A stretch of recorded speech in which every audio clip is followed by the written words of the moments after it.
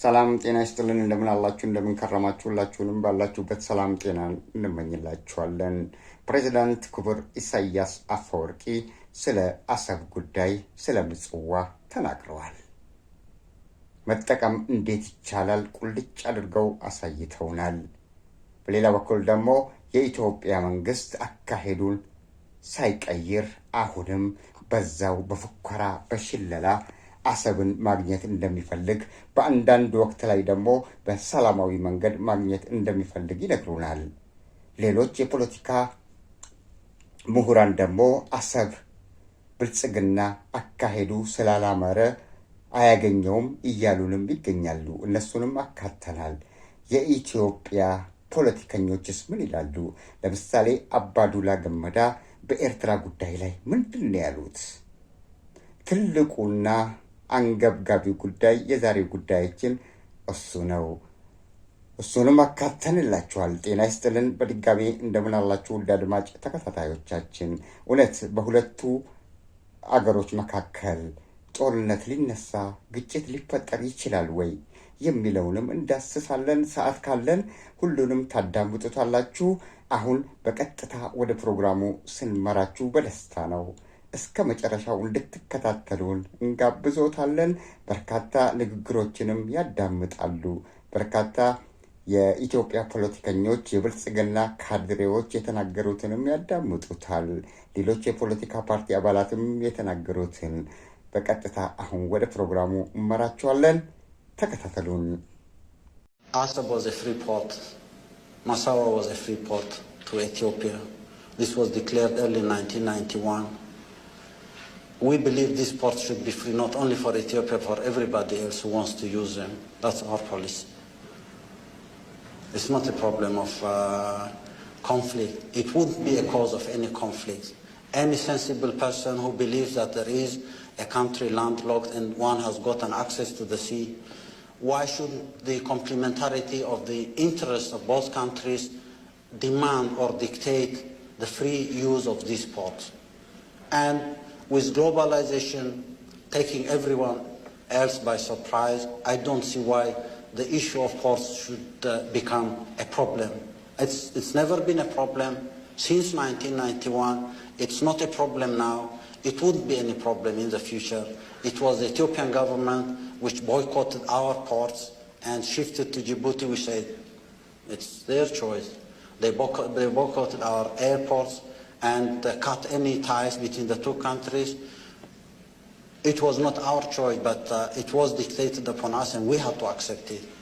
They closed the borders earlier, 1997, with the assumption that trade liberalization between the two countries is not to the benefit of Ethiopia. Despite the fact that we disagreed, we accepted this conditionality.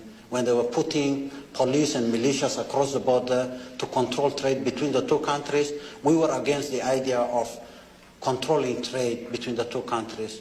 If a time comes when we have to open these borders and liberalize trade between the two countries, open the ports, airports. አሰብም ሆነ ምጽዋ ነፃ ወደብ ነው። ለኢትዮጵያ የታወጀውም በመጀመሪያዎቹ 1991 ዓመተ ምህረት መጀመሪያዎቹ አካባቢ ላይ ነበር።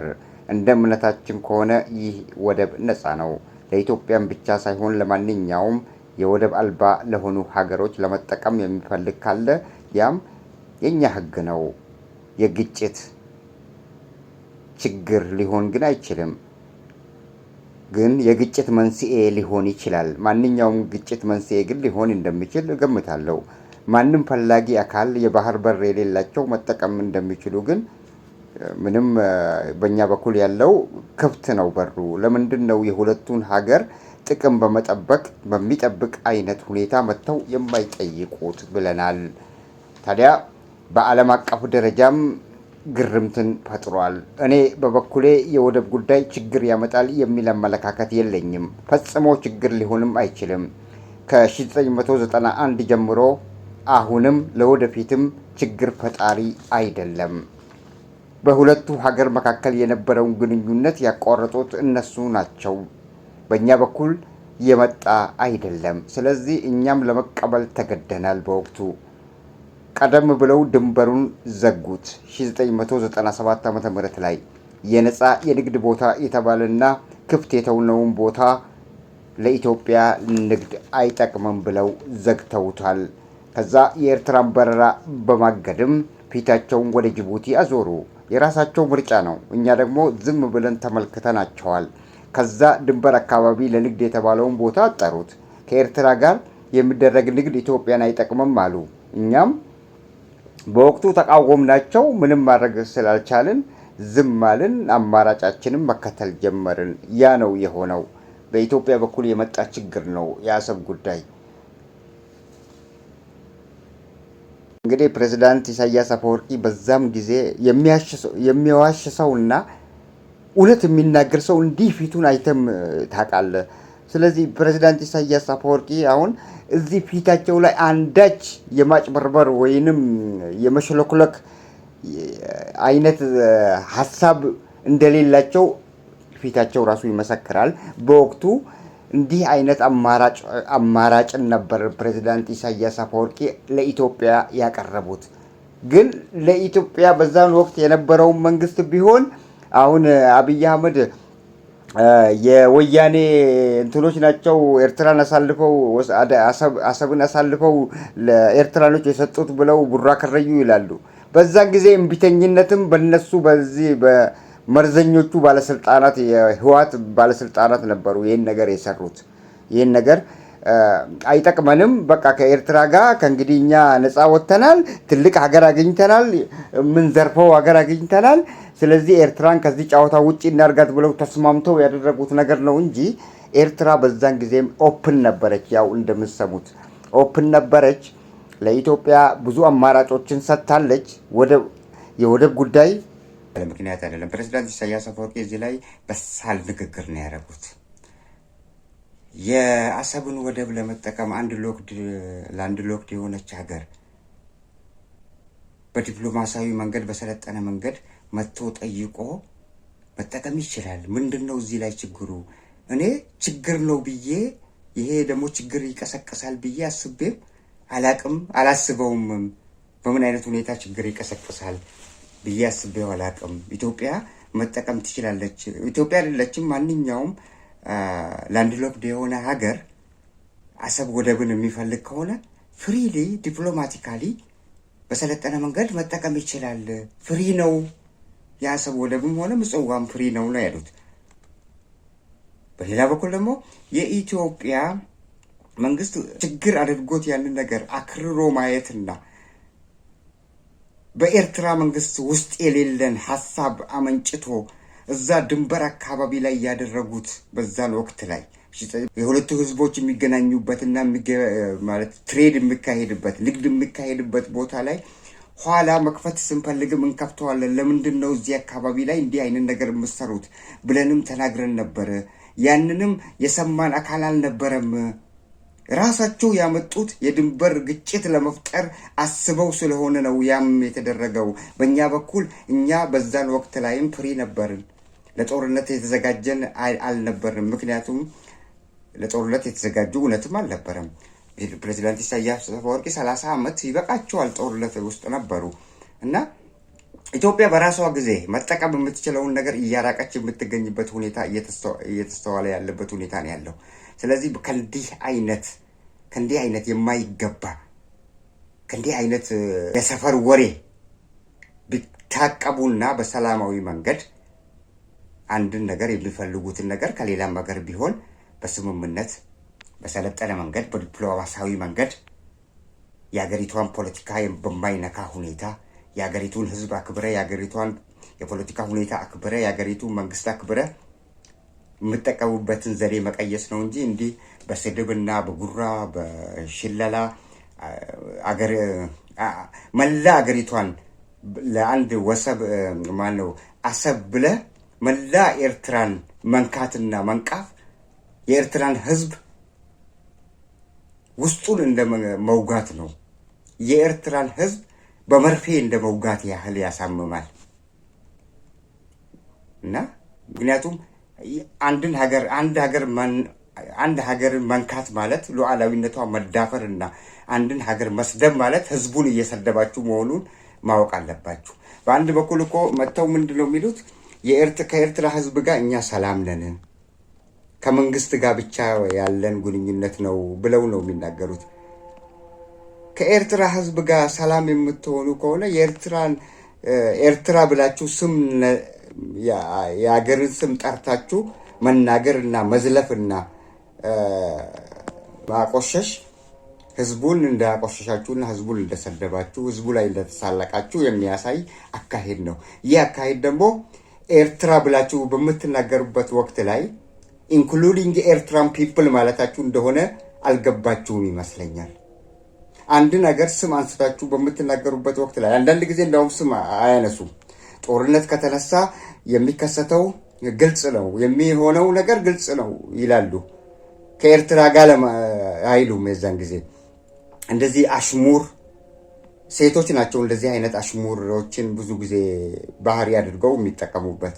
እናንተ ግን የሴትን ጸባይ ይዛችሁ መንግስት ሆናችሁ፣ ለዛውም ግለሰብ አይደላችሁ፣ መንግስት ሆናችሁ የሴት አይነት ጸባይ ይዛችሁ አንድ አገር ላይ ያለውን ወደብ ለመፈለግ ስትሉ ለኛ ይገባናል፣ መጠቀም አለብን፣ ግዴታ ነው። ለጦርነት ከተነሳን ደግሞ ይታወቃል ምን እንደሚሆን። ፉከራና ሽለላ፣ የሴት ወሬ አያዋጣም ባዮች ነን። ፕሬዚዳንት ኢሳያስ አፈወርቂ አያችሁ ምን እንዳሉ። በጣም የበሰለ ንግግር ነው። ከዚህ በላይ ንግግር የለም። እራሳችሁ እዛ ቦርደሩ አካባቢ ላይም ያጠፋችሁት ጥፋት ነው። ዛሬ ድረስ ከኤርትራ ህዝብና የኢትዮጵያ ህዝብ እርስ በርሳቸው እንዳይገናኝ እናንተው መንግስት የተባላችሁት ያበላሻችሁት እንጂ ኢሳያስ አፈወርቂ ኦፕን ናቸው።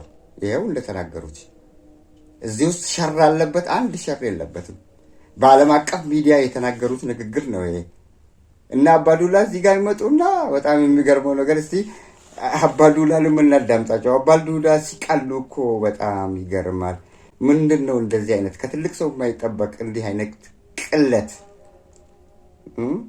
እስቲ እናዳምጣቸው። አሰብ የኤርትራ አካል አልነበረ። አሰብ የወሎ አካል በነበረው የክፍለ ሀገር ክፍፍል ማለት ነው። በዘመነ ደርግ የነበልባል ጦር አባል ሆነው ወደ ኤርትራ ዘምተዋል። በሳህል በረሃም ተንከራተዋል። በመጨረሻም በሻዕቢያ ወታደሮች ተማርከው ከባድ የሚባሉ 5 ዓመታትን ምርኮኛና እስረኛ ሆነው አሳልፈዋል። እነዚያን ዓመታት እነዚያን ዘመናት እንዴት ተሻገሯቸው? በምን አቅም አለፏቸው? አላቅም። አባዱላ ብቻ እኮ አይደሉም፣ ብዙዎች አሉ። በጣም የሚገርመው ነገር ብዙዎች አሉ። ሌሎችም ስለ አሰብ ጉዳይ ያነሳሉ፣ ይናገራሉ፣ እጃቸውን ይታጠባሉ። አሁን አባዱላ ገመዳ ትልቅ ሰው ነው። በአንድ ወቅት ላይ የኦሮሚያ ፕሬዝዳንት ነበር። በአንድ ወቅት ላይ የመንግስት አማካሪም ነበር። በአንድ ወቅት ላይ አፈጉባኤም ነበረ። ምንና ምን አራምባና ቆቦን እያገናኘ አሰብንና የአሰብ ወደብን እዛ ሰሜን ጫፍ አካባቢ ማለት ሰሜን መግቢያ አካባቢ ላይ ያለውን እና ኢትዮጵያ መሀል በትግራይና በአማራ ዙሪያ የምትገኝን አንድን ከተማ የወሎ አካል ናት ብለው መናገራቸው የወሎ ህዝብ እንዳይሰማቸው። እኔ እንዳውም እስቲ ምናልባት ኢትዮጵያኖች እኮ አንዳንድ ጊዜ በጣም የሚገርመው ነገር ኢትዮጵያኖች አንዳንድ ጊዜ በመሀላቸው ትግራይ አለ፣ አማራ በዚህ በኩል አማራ አለ፣ በዛ በኩል ትግራይ አለች። ትግራይን አልፋችሁ ነው ወደ ኤርትራ የምትሄዱት። ስለዚህ ትግራይንም እንግዲህ እንደዛ ከሆነ ምናልባት እስቲ ትግራይም የወሎ አካል ነች ለማለት ከሆነስ ብዬ ምናልባት ምክንያቱም ትግራይ የኤርትራ ጎረቤት ስለሆነች ምናልባት ትግራይ የምትባለዋ የወሎ አካል ነበረች እንዴ ለማለትም ፈልጌ ነበር። ኤርትራና ማነች ትግራይና ወሎ ጉሩብትና እንጂ አንድ አይደሉም፣ የአንድ ግዛት አይደሉም። በዚህም አላገኘሁትም። ስለዚህ ኤርትራ ማለች ትግራይና ወሎ አንድ ግዛት ካልሆኑ እንዴትስ አሰብ የኤርትራ አካል እንዴትስ የወሎ አካል ልትሆን ቻለች ብዬ ጠየቁ። እና አንዳንድ ጊዜ ከትልቅ ሰው የሚጠበቀው ምክር ነው። ምናልባት የአሁኑን ጄኔሬሽን ለማሞኘት ካልሆነ በስተቀር እንዲህ አይነት የህፃን ጫወታን አባዱላ ገመዳም ሆነ የፈለገውን ቢያወራው ተቀባይነት አይኖረውም። ኤርትራ ኢዝ ቢሎንግ ቱ ኤሪትሪያን፣ ያ የታወቀ ነው። ከዚህ ቀደምም ታሪክ ነግረናችኋል፣ ከአሁን በኋላም እንነግራችኋለን ያው እዚህ ቪዲዮ ላይ። እና እባካችሁ ተሳስታችሁ ሰውን እንዳታሳስቱ እባካችሁ። ስለ አሰብ ወደብ እንዲህ አይነት የቀለለና የወረደ ንግግር የሚያደርጉት አባዱላ ገመዳ በኤርትራ ወታደር ተማርከው 5 ዓመት እስር ላይ የነበሩ ሰው ናቸው። ስለ ኤርትራ ጠንቅቀው ያውቃሉ። ዛሬ ላይ ተመልሰው ግን የሚናገሩት ሌላ ነገር ነው። እሱም በኋላ እንሰማዋለን። ለማንኛውም ፕሬዚዳንት ኢሳያስ አፈወርቂ የተናገሩት እጅግ በጣም አንድ ለአዋቂ ሰው ጭንቅላት ላለው ለተማረ ሰው ይሄ ነገር በቀላሉ በመግባባት በመስማማት በስምምነት የአሰብን ወደብ መጠቀም ይችላሉ፣ የከለከላቸው የለም ለማለት ተፈልጎ ነው። እነሱ ግን እኔ እኮ ይገርመኛል። በእነሱ አካሄድ ልደቱ አያለውም ብሏል። አሁን እነ አብይ በያዙት አካሄድ እውነት የኢትዮጵያ መንግስት የባህር በርን አግኝቶ ተጠቃሚ የሚሆን ከሆነ እኔ እውነትም የፖለቲካ ድንቁር ነኝ፣ ፖለቲካን አላቅም እኔ ያለው እውነቱን ነው። አንድ ነገር በዚህ አጋጣሚ በድፍረት ልናገር፣ በህዝብ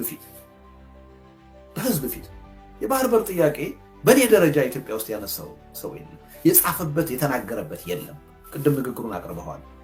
ከ20 ዓመት በፊት ነው እሱን የተናገሩት። በእርግጠኝነት ግን አንድ ነገር ልናገር፣ በሶሻል ሳይንስ እርግጠኛ መሆን አይቻልም። በአንዳንድ ጉዳዮች ላይ ግን እርግጠኛ ነኝ። አሁን ጠቅላይ ሚኒስትር አብይ ባሰቡበት መንገድ ተሄዶ የኢትዮጵያ ህዝብ የባህር በር አግኝቶ ተጠቃሚ ከሆነ በማግስቱ እኔ ከፖለቲካ ለቃለሁ። የፖለቲካ ደንቆሮ ነኝ ማለት ነው። አይገባኝም ማለት ነው። ደደብ ነኝ ማለት ነው። ይሄ ጉዳይ እንዳውም የባህር በር የማግኘት እድላችንን የሚያረቅ ነው፣ የሚያወሳስብ። ከዚህ በኋላ በጎረቤት አካባቢ ያሉ ሀገሮች ሁሉ ኢትዮጵያን በስጋት ነው የሚያዩት፣ በፍርሃት ነው የሚያዩት። 130 ሚሊዮን ህዝብ ነው ያለኝ ብለህ ከ2 ሚሊዮን አካሄዳቸው የማይጥም ነው። አካሄዳቸው ጥሩ አይደለም። አቀራረባቸው ደስ አይልም። አካሄዳቸው ልክ ከዚህ ቀደም የኢትዮጵያ ማለት በንጉሳን ወቅት ላይ ያደርጉ የነበሩትን ኃይል ሚኒሊክ በኃይል ተጠቅሞ አልቻለም። ሌሎችም ሲዋረዱ ያልቻሉትን አሰብ ወደቡ ማግኘት ያልቻሉትን ዛሬ አብይ አህመድ ሊያገኝ አይቻለውም ተብሎ የተፈረጀ ነው። ስለዚህ በሰላማዊ መንገድ በሰለጠነ መንገድ ከኤርትራ መንግስት ጋር ሰላምን በመፍጠር የሚሆን ነው። ኢሳያስ አፈወርቂ ቁልጭ አድርጎ ዛሬ አይደለም እንዳው የተናገሩት፣ ከ91 ጀምሮ ፍሪ አድርገነዋል። ማንም ላንድ ሎክድ የሆነ ሀገር መጠቀም ይችላል። ፕሮብሌማቲክ ሆኖም አያቅም ማለት የነገሩ የጦርነት መንስኤ ሆኖ አያቅም። የችግሮች መንስኤ ሆኖ አያቅም። አሰቡም ሆነ ፖርት ምጽዋ ፍሪ ነው፣ መገልገል ይችላሉ ብሎ ነው የተናገረው። ያ ማለት ምንድን ነው? ፍሪ ነው ማለት ምንድን ነው? ጭንቅላት ላለው ሰውና ለሚያስብ ሰው ፍሪ አድርገነዋል ማለት ከጠቅላይ ሚኒስትር ነው ከፕሬዚዳንት ኢሳያስ አፈወርቂ መንግስት ጋር ስምምነት ፈጥሮ የኤርትራን ሉዓላዊነት አክብሮ የኤርትራን ህዝብና የኤርትራን መንግስት አክብሮ የኤርትራን መሬት አክብሮ ከዛ እውቅና ሰጥቶ ለአገሪቷ ኤርትራ የራሷን የቻለች አገር መሆኗን አረጋግጦ በተግባርም አሳይቶ መሆን አለበት እንጂ እንዲህ አይነት አካሄድ ይሄ የህፃን ጨዋታ ማንም ሰው ማንም ደካማ ሰው እንኳን ቢሆን ደካማ አገር እንኳን ቢሆን ዛሬ ላይ በጉልበት መጥቼ ይህንን የፖርት አሰብን እነጥቃለሁ ብለህ ከመጣ ከራሱ ላይ ይከላከላል። እንኳን ኤርትራን የመሰለ ትልቅ ሀገር ይቅርና ሌላ ደካማ ሀገር እንኳን ከራሱ ላይ ይከላከላል። ስለዚህ ፕሬዝዳንት ኢሳያስ አፈወርቂ ይህን ነበር የኢትዮጵያ መንግስት በዛን ወቅት ላይ በመለስ ዜናዊ ወቅት ላይ ነው የተናገሩት እና ፕሮብሌም ሆኖ አያቅም ፍሪ ነው አሰብም ምጽዋም ብለዋል አይደለም። ተመልሰው ምን አሉ? ራሳቸው ናቸው ወደ ጅቡቲ ፊታቸውን ያዞሩት፣ ስለዚህ መብታቸው ነው ያለው። ለምን እንዳዞሩ እነሱ ያውቁታል። ከኤርትራ መንግስት ጋር ስምምነት ከመፍጠር ይልቅ ከጅቡቲ ጋር መስማማቱ በወቅቱ ቀሏቸዋል ወይ ደግሞ ተስማምቷቸዋል ማለት ነው። ስለዚህ የኤርትራ መንግስት ምንም አላጠፋም። አሁንም ቢሆን የኤርትራ መንግስት ያንን አቋሙን አልቀየረም። ላንድ ሎክድ የሆነች ሀገር መጠቀም ትችላለች። አሰብን የመጠቀም ህልማችሁ ህልም ሆኖ ይቀራል ነው ምንለው እና የኤርትራ መንግስት ምንም እዚህ ጋር ያጠፋው የለም። በእናንተ አካሄድ ግን የኤርትራ መንግስት ይህንን ብሎ ሳለ ቆይቷል 1991 አይደለም። ይህንን ብሎ ሳለ እንዴት በሰለጠነና ሰውን በሚያግባባ አገርን በሚያግባባ ዓለምን በሚያግባባ አካሄድ ሄደን እንቀበላለን ወይ ደግሞ እንጠቀማለን ከማለት ይልቅ በየሶሻል ሚዲያው ላይ ወጥተው የሚናገሩት ነገር ያንን የአሰብ ወደብ እንዳያገኙ እያደረጋቸው ነው። አሰብ የኛ ናት፣ ለኛ ነው የሚገባው። በአንድ ሰው ሀገር ያለ ወደብ እንዴት የራሴ ነው ብለህ አፍህን ሞልተህ ትናገራለህ? ኤርትራ እኮ በምንም ተአምር ኤርትራ ከዚህ ቀደም የኢትዮጵያ አካል ሆነ አታውቅም። የኢትዮጵያ አካል የሆነችው እኮ ከ1962 በአሲሚሌሽን ኃይለ ሥላሴ አሲሚሌት ባደረጉበት ወቅት ላይ ነው የተቀላቀለችው እንጂ ኤርትራ ራሷን የቻለች ሀገር ነበረች ጥንትም። ስለዚህ ራሷን የቻለች ሀገር የኢትዮጵያ አካል ያልነበረች ኢትዮጵያ ራሷ የተመሰረተችው መቼ ነው? አፄ ቴዎድሮስ ነው ኢራ ኦፍ ፕራይንስ የተባለው ዘመቻ እያንዳንዱን የኢትዮጵያ ክልል ወቅቶ በጌምድርን ማን ነው የኦሮሞን ክልል የሶማሌን ክልል ሁሉንም ወቅቶ አንድ በአንድ የሐረርን ክልል ወቅቶ በአሲሚሌሽን ነው ኢትዮጵያ እንድትፈጠር። ስሟ ራሱ ከዛ በፊት ኢትዮጵያ አልነበረችም። አዱሊስ ምናምን ነገር ነው መሰለኝ፣ አቢሲኒያ እንደዚህ አይነት ነገሮች እና ስሟ ራሷ ኢትዮጵያ አልነበረችም። መጀመሪያ በአሲሚሌሽን ነው ኢትዮጵያ ራሷ የተፈጠረችው። ኢትዮጵያ የምትባለው ራሱ አፄ ቴዎድሮስ ነው ኢራ ኦፍ ፕራይንስ የተባለው።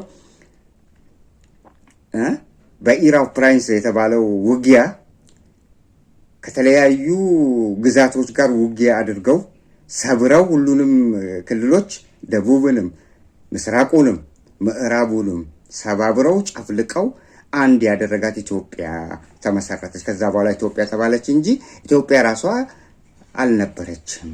እንዴት ነው ኤርትራ? በዛ ደግሞ በጣም የሚገርመው ነገር አፄ ቴዎድሮስ አሲሚሌሽንን በሚጠቀሙበት ወቅት ላይ እያንዳንዱ ክልል ሄደው አስተዳደር ነበራቸው። ሁሉም ክልሎች የራሳቸው አሚር የራሳቸው አስተዳደር ነበራቸው በአሲሚሌሽን ወቅት ላይ እና ኤርትራ ግን አፄ ቴዎድሮስ በዛ በአሲሚሌሽን ወቅት ላይ ኢትዮጵያን ለመፍጠር ባደረጉት ጦርነቶች ላይ ኤርትራን ግን ወቅተው ኤርትራን የራሳቸው አላደረጉም። አፄ ቴዎድሮስ ራሳቸው ኢራ ኦፍ ፕራይንስ የተባለው ማንበብ ትችላላችሁ። የቀሩትን የኢትዮጵያ ግዛቶችን ነው ሰባብረው ኢትዮጵያ ብለው ስም የሰጡት እና በዛ ሁኔታ የተመሰረተች አገር ነች ኢትዮጵያ ራሷ። ዛሬ እንዴትስ መጣ በኢራ ኦፍ ፕራይንስ ውስጥ ያልነበረች ኤርትራ ዛሬ እንዴት መታ ነው የኢትዮጵያ አካል? ለዛውም አባዱላ ምንድን ነው ያሉት? የወሎ አካል ነች። ወሎና አሰብን ምን ያገናኘው? አራምባና ቆቦን እያገናኙ ነው። አሰብንና የወሎ አካል ናት ባይሆን ወሎ የአማራ ጎረቤት ነች፣ የትግራይ ጎረቤት ነች። ወሎ ከኤርትራ ጋር ምንም አይነት ጉርብትና የላትም፣ ከአፋር ጋርም የላትም። እና የማይገናኙ ነገሮችን ነው አገናኝቶ አባዱላ በአንድ ቪዲዮ ላይ የተናገረው። የወሎ አካል ነበረች ብሎ ነው። ትልቅ ሰው ሲቀል ያ ቃል የተባለ ሰው አባዱላ ማለት በደርግ ጊዜ ጦርነት ውስጥ ገብቶ ሲዋጋ የነበረ በኤርትራ የተማረከ ከዛ ተመልሶ ደግሞ ከተለቀቀ በኋላ ከ1991 ጀምሮ አፈጉባኤ፣ የኢትዮጵያ አፈጉባኤ፣ የኢትዮጵያ አማካሪ እና ብዙ እንትኖች ነበሩት፣ እርከኖች ነበሩት። የሰከነና ተደማጭነት ያለው ሰው ነው ተብሎ ነው የተሰጠው ያ ሁሉ። በአንድ ወቅት ላይ የኦሮሚያ ክልል ፕሬዝዳንትም ሆነዋል። እና ይሄ ትልቅ ሰው የምንለው ቢሰጠው አገር መምራት ይችላል ብለን የምናስበው ሰው እነዚህ በዚህ ልክ ሕፃን ልጅ እንኳን የማይናገረውን ንግግር ማድረጋቸው ቂምን ያተርፋል። ለስማቸውም ጥሩ አይደለም። ታሪክ ያጠለሻል፣ ታሪክ ያበላሻል። ለታሪካችንም ለህዝባችንም የማይጠቅም ንግግር ነው አባዱላ ገመዳ ይህን ንግግር ያደረጉት። ስለዚህ ኤርትራ ወደቧን ለመጠቀም የኢትዮጵያ ህዝብ የሚፈልግ ከሆነ በሰላማዊ በሰለጠነ በመግባባት የኤርትራን ሉዓላዊነት በማክበር የኤርትራን አገርነት መጀመሪያ እውቅና መስጠት፣ ፕሬዝዳንት ኢሳያስ አፈወርቂና ባለስልጣናቱን ማክበር፣ የኤርትራን መንግስት ሙሉ በሙሉ ማክበር፣ የኤርትራን ህዝብ ማክበር፣ መሬቷን ማክበር፣ ከዛ ኋላ ሰላም ስምምነት መፍጠር በእንደዛ አይነት ሁኔታ የሚገኝ ነው እንጂ አሰብ እንደዚሁ ከመሬት ተነስቶ ቡራ ከረዩ ብሎ የኛ ናት ይገባናል ምናምን እየተባለ በፉከራ በሽለላ ዛቻ በሚመስል አነጋገር በፍጹም ነው የምላችሁ ወደብ አይገኝም። እንኳን ወደብ ብጣሽ መሬት እንኳን ማግኘት አይቻልም። በለዚህ አይነት ሁኔታ ሰላም መፍጠር የመጀመሪያውና ቀዳሚው ነው። ሰላምን መፍጠር ያልቻላችሁ በየጊዜው እየወጣችሁ የፈለጋችሁትን የምትናገሩ በማን አለብኝነት የኢትዮጵያ አካል ናት፣ አንዴ ደግሞ የወሎ አካል ነበረች፣ እንዳውም አልፈው እኮ የኢትዮጵያ አካል ናት ማለት ጥሩ ነው፣ የወሎ አካል ናት ማለታቸው ወሎና አሰብን ጎረቤት አድርገው ማለት ነው። የማይገናኙ አገሮችን የማይገናኙ ቦታዎችን እና በጣም ሼም ነው። የኢትዮጵያ ሕዝብ ከዚህ ሊታቀብና በሰላማዊ መንገድ የሚፈልግ ከሆነ ረብሻ ለማስነሳት አለ በዚያ ደግሞ ኤርትራን ወደ ኢትዮጵያ ለመጠቅለል ፍላጎት ከሌለው በስተቀር የወሰብን መጠቀም ብቻ ከሆነ የወደብን መጠቀም ሐሳብ ብቻ ከሆነ እውነቴን ነው የምላችሁ ምንም አይገዳቸውም። አላማቸው ግን ሌላ ነው። ውስጡ አላማው ሌላ ነው። አሰብን አይደለም የሚፈልጉት፣ አሰብን አይደለም። አሰብን ቢሆንማ ጠቅላይ ሚኒስትር አብይ አህመድ ስልጣን ላይ እንደወጡ ከፕሬዝዳንት ኢሳያስ አፈወርቂ ጋር ስምምነት አላደረጉም? ምን አድርገዋል? በመሃላቸው ክፍተት ነበረ? በዛን ወቅት ላይ አልነበረም። በዛን ወቅት ነው ማድረግ የነበረ ቢፈልጉ ኖሮ የዛን ወቅት ነው ማድረግ ማለት አሰብን ለመጠቀም መጠየቅና ፍላጎቱ ቢኖራቸው ማለት ነው መጠየቅና ማግኘት የሚችሉት። ከዛ ከተቃረኑ በኋላ ሰላሙ መሬት ላይ ከተበተነ በኋላ ሁለቱ አገሮች ዳግም ወደ ጠላትነት ወደ ጸብ ከተቀየረ በኋላ በመሃላቸው መግባባቱ በጠፋበት ወቅት ላይ የኤርትራን ወደብ በባሌም በቦሌም እንጠቀማለን ማግኘት አለብን ብሎ መፈክር አያዋጣም። that is not good, that is not fit። የዓለም መንግስታትም ቢሆን ይህን ሐሳብ አይደግፋቸውም። የኢትዮጵያ መንግስት ይህን ሐሳብ ለዓለም መንግስታት እንኳን ቢያቀርቡ የዓለም መንግስታትም አይደግፋቸውም። ከኤርትራ መንግስት ጋር ስምምነት ፈጥራችሁ ማድረግ የምትችሉት ራሳችሁ ናችሁ።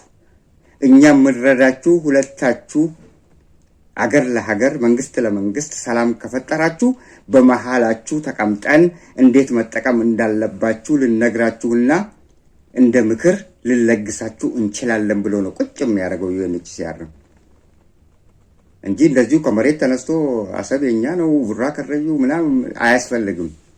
እያንዳንዱ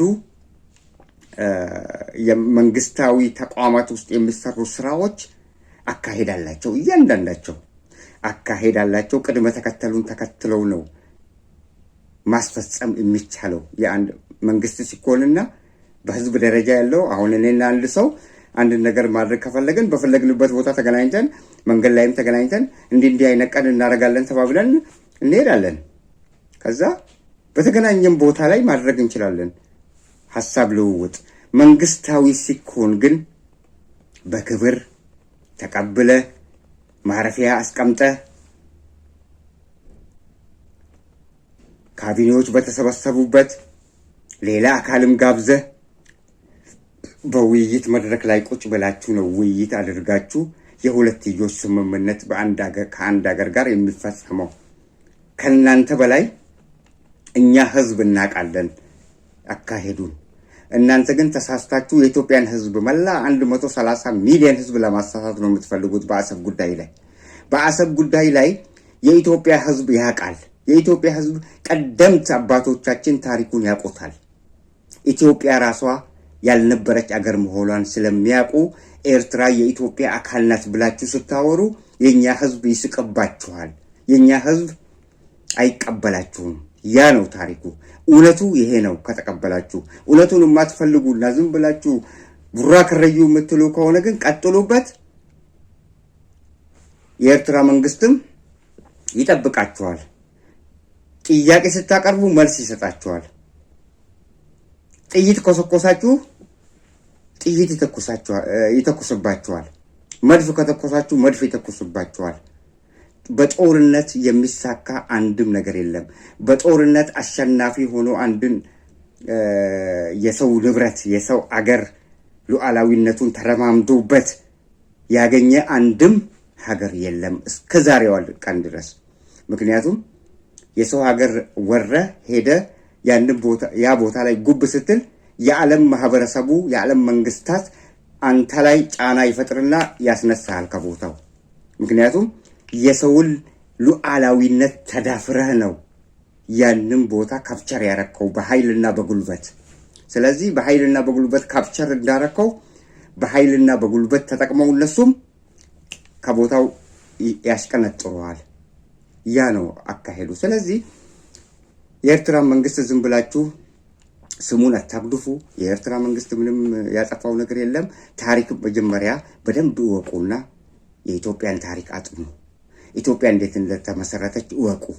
ኤርትራስ ምን አይነት አገር ነበረች? ማን ያስተዳድራት ነበር? የሚለውን ወደኋላ ተመልሳችሁ እስቲ ጭንቅላታችሁ የማይሰራ ከሆነ እንኳን እስቲ ማለት በትምህርት እንኳን የማታውቁት ከሆነ አሁን ላይ አለ መጽሐፍ፣ ብዙ መጽሐፎች አሉ ስለ ኤርትራና ኢትዮጵያ የሚናገሩ።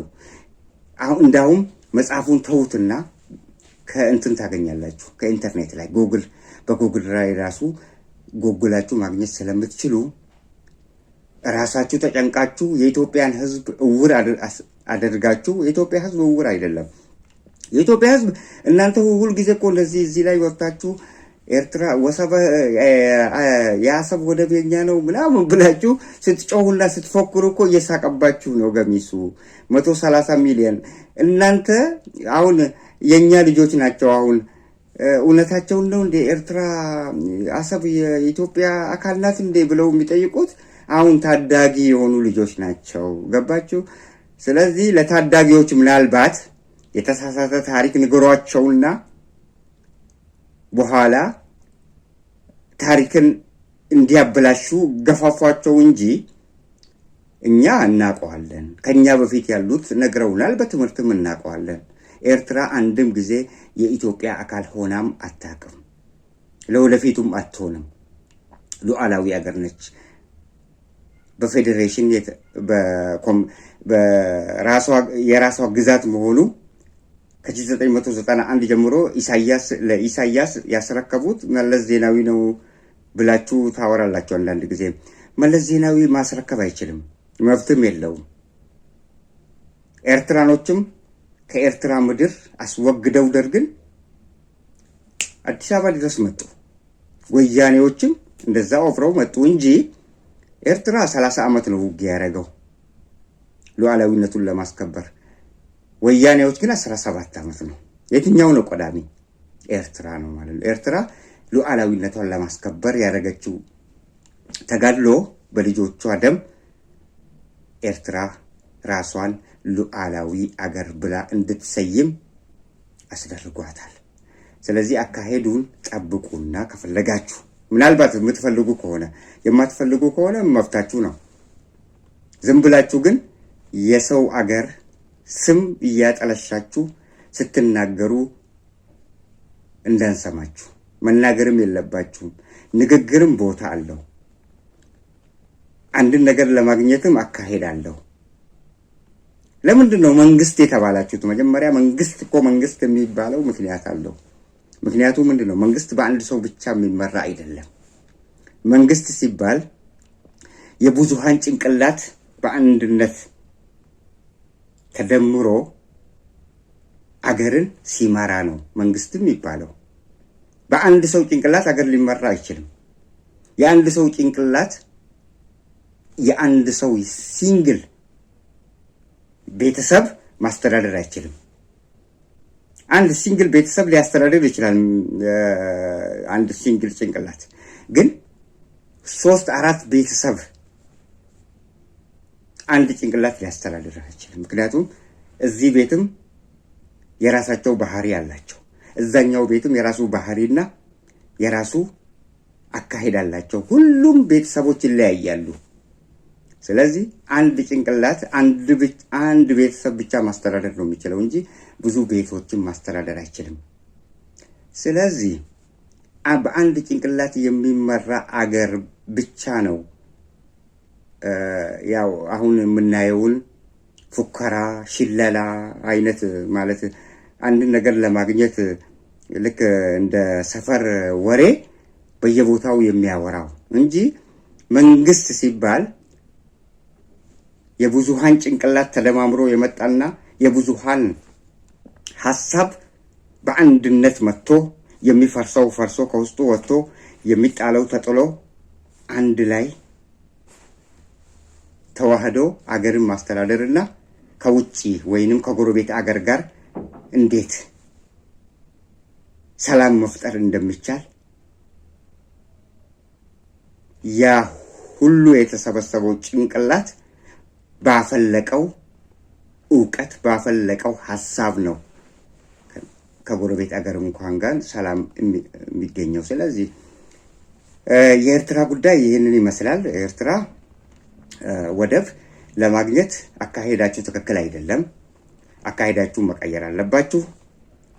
ከእንግዲህ አንዴ ነገሩን አበላሽታችሁታል። ምናልባት የሚሆን ከሆነ በእርቅ እንኳን የሚሆን ከሆነ ነገሩን ካበላሻችሁ በኋላ ምናልባት ሞክሩ እንጂ በእናንተ ዘመን በብልጽግና ዘመን የአሰብ መጠቀምን አካሄድ አበላሽታችሁታል። እድላችሁ ተዘግቷል።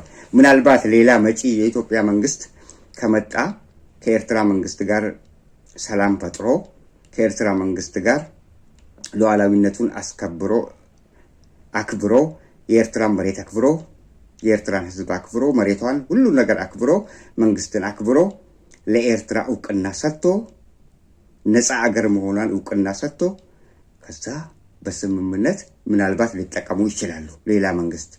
የእናንተ እድል ግን እዚህ ላይ ተበላሽቷል። አበላሻችሁት። ከእንግዲህ ምንም የምጠብቁት የለም። ምንም አትጠብቁ።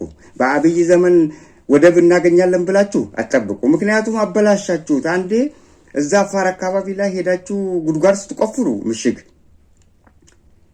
በሌላ ጊዜ ደግሞ እኛ በሰላማዊ መንገድ ነው የምንፈልገው እያላችሁ ሁሌ እየተናገራችሁ ተመልሳችሁ እንደገና ጦርነት ቢቀሰቀስ አሸናፊው ማን እንደሚሆን ይታወቃል እያላችሁ እየፈኮራችሁ ነው እኮ። ስለዚህ ኤርትራ ውስጡ የኤርትራን ውስጥ ቆሽት አሳርራችሁ በምን አይነት ሁኔታ ነው የምታገኙት? እያናደዳችሁ አንድ ነገር፣ እየሰደባችሁት አንድ ነገር፣ የጎረቤት ሀገርን ሉዓላዊነቱን ተዳፍራችሁ እየሰደባችሁ ምን እያረጋችሁ በምንስ አይነት ሁኔታ ዳግም ተመልሰን ከኤርትራ ጋር ሰላም ፈጥረን የአሰብን ወደብ እንጠቀማለን ብላችሁ ብታስቡት በቃ በስ እዚህ ላይ ነው የሚያልቀው። አሁን ማድረግ የምትችሉት ለአሁኑ በዚህ ብልጽግና ዘመን ምናልባት ጸባይ ካላችሁ ለዛውም ከሶማሌ ጋር እድሉ ያበላሻችሁት እሱን ሄዳችሁ እዛም በችኩልና ሰውየው ያለመማሩ የሚያሳየው እዚህ ላይ ነው። አብይ አልተማረም። አብይ መሀይምና ደንቆሮ ነው። እንዴት ፒኤችዲ ያለኝ ብሎ መናገሩ ራሱ ጌታቸው ረዳ በአንድ ወቅት ላይ ተናግረውታል። ይተዋወቃሉ እና ፒኤችዲ ያለኝ ብሎ የኢትዮጵያን ሕዝብ እያሞኘ ያለ መንግስት ነው። ስለዚህ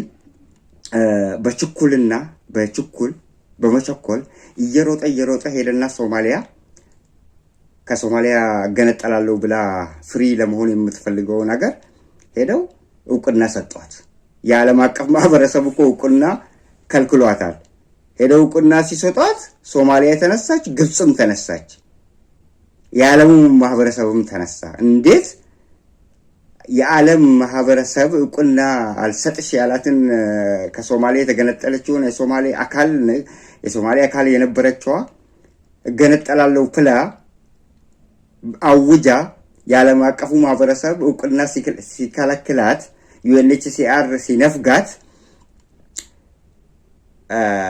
ኢትዮጵያ እየሮጠች ሄደችና እንደ አብይ አይነቱ ሮጠ ሄደና እውቅና ሰጣቸው። በዚህን ወቅት ላይ የዓለም አቀፍ ማህበረሰብም ተነሳ። ከዛ በግድ ነው ከዛ ውጣ ውረድ ውስጥ ያልተማረው የጨቅላ ጭንቅላት ይዞ የሚጓዘው ሰውዬ ከዛ ውስጥ ያመለጠው እንጂ እዛም ሄዶ አበላሽተዋል። አሁን ማድረግ የሚቻለው ልክ መለስ ዜናዊ እንዳደረጉት ከጅቡቲ ጋር ምናልባት ለዛውም ጸባይ ካላቸው ከጅቡቲ ጋር ተስማምተው የጅቡቲን ባህር በር ለመጠቀም በጸባይ መግባት አለባቸው የሚችሉ ከሆነ። ያ ራሱ ጸባይ ያስፈልጋል። ያ ራሱ አካሄድ አለው እንጂ ከእንግዲህ ከኤርትራ ጋር ሌላ ስምምነት መፍጠር የብልጽግና ፓርቲ አመራሮች አይቻላቸውም። it is over, game is over ብለዋል ኢሳያስ አፈወርቂ። ስለዚህ ጌሙ እዚህ ላይ ተጠናቋል። በእናንተ መንግስት ስር ያለ ማንኛውም ባለስልጣን ይህን ነገር ሊያሳካው አይችልም። በጦርነት ከመጣችሁ